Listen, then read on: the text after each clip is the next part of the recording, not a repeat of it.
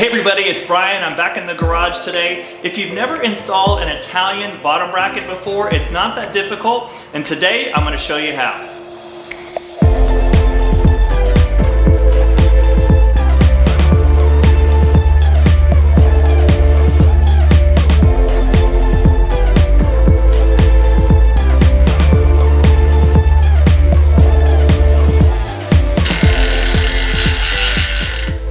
One of the things that's great about being an Italian is you can do things different than everybody else, and everybody just thinks it's fashion. And that's pretty much what it's like with Italian bottom brackets. They're a little unorthodox, but in a way they're kind of nice. For instance, on an English bottom bracket, you'll have one cup that threads in the normal way and the other cup is a reverse thread. Not so with the Italian bracket. Both of them righty-tighty, lefty-loosey, both sides of the cups. The downside of that is that the force of the pedaling can cause one of the cups to come loose, the left side. This can easily be counteracted with some thread locker and regular maintenance on the bottom bracket. But if your bottom bracket's creaking and it's time to replace it, you have an Italian bike like a sexy Pinarello, and you want to replace the bottom bracket, no big deal. A couple things to keep in mind when identifying an Italian bottom bracket. The thread pitch and diameter are listed on the cups themselves, and they should read 36 by 24. This means that the cup diameter is 36 millimeters and the thread pitch is 24, which means that it takes 24 rotations in order to sink the thread in 1 inch. So that's another important distinction about an Italian bottom bracket. Italian bottom brackets are pretty much exclusive to Italian bikes these days, like Pinarellos. And they've kind of fallen out of favor since about 2010, so you don't see them very often on newer bikes. But there's nothing wrong with them. They're easy to install, and if you're ready to get into it, let's go into the tools section and I'll show you the tools that we're going to need to do this job, and we'll just get right after it. Alright, you're going to need a few tools for this job. This is an end cap removal tool, and this one is made by Park Tools. This is a handy little wrench that I bought. It's a multi-purpose wrench for removing the cups that are the outermost portion of the bottom bracket. It's something I found on eBay really cheap.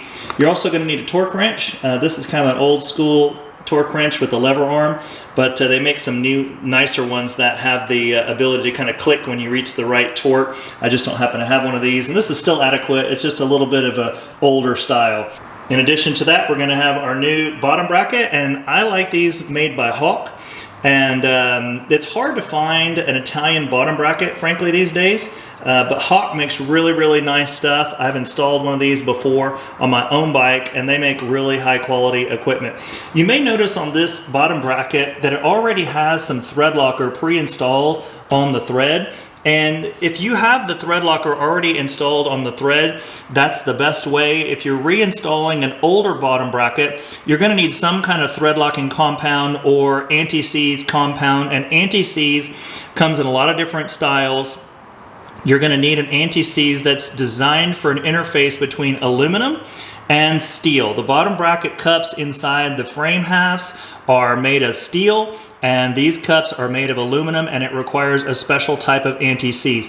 The thing about not putting any kind of lubricant or anti-seize on there is the cranks are more likely to creak if they're not solidly in place and have some type of interface between the threads to stop that kind of squeak. So we're basically at the point now where we're ready to deinstall the crank, so let's get going. First, start by removing the pinch bolts on the non-drive side crank arm.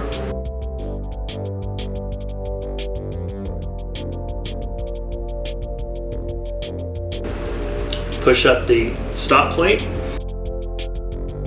and remove the end cap from the non-drive side crank arm. Next, pull the crank arm off, very easy, and remove the chain on the drive side. With the chain out of the way, sometimes a mallet is required to remove the crank, but I didn't have any problems with this one, and I just pulled it out by hand. Then pull the chain out of the way and start to remove the cups. This is the non-drive side, and remember, it's lefty-loosey, righty-tighty on both cups on an Italian bottom bracket. Inside, we got my nice dirty center cup here, and that's kind of gross. Same applies to the right side, lefty-loosey, righty-tighty.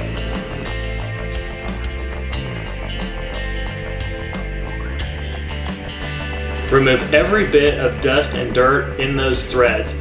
Any kind of interface that's dirty or greasy will not only stop the thread locker from working, it's also more likely to lend itself to creaking prematurely. So clean them out both sides very thoroughly, and then install the cups by pre-applying some Loctite blue and then inserting the cup. Nothing wrong with putting a little bit of extra Loctite on there. It prevents creaking. Snug up the cup using my special tool, and then followed by a torque spec of between 35 and 40 Newton meters. Basically, we repeat the same procedure on the other side after installing the center cup. Prepare the threads with some Loctite.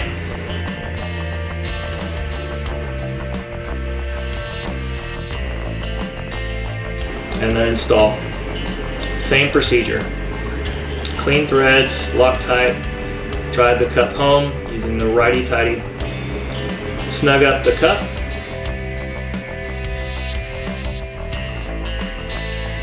And then with the torque wrench, again, torque specification for this is between 35 and 40 Newton meters. So the hard part's really done. So I always lube up this spindle. It keeps the rust away. So move the chain back around the spindle and install the crank. Sometimes you need a mallet to drive this home, but I didn't have any trouble with mine. I always lubricate these splines because it makes it easier to take off the non-drive side crank arm in the future. So install this 180 degrees opposed to the drive side. Lube up the end cap.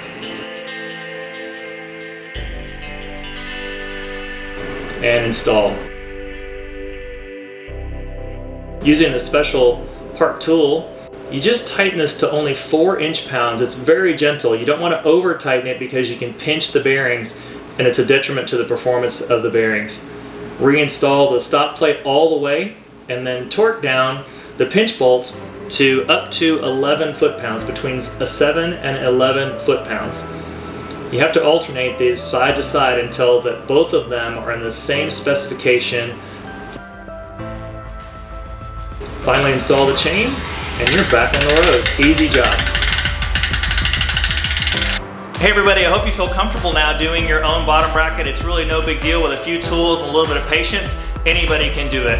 So I'd like to say once again, thank you so much to everybody that's been watching my channel. It really means so much to me. I love to help other people and pass on the knowledge that I have gained over the years, spending countless hours in the garage. So I hope that I helped you, and I hope that I can help other people with more viewership in the future. So thanks to everybody that's watched, and thank you so much for continuing to watch. I really appreciate it a lot. So with that, I'll end, and hope you guys enjoyed it. Hope you learned something, and have fun in your garage.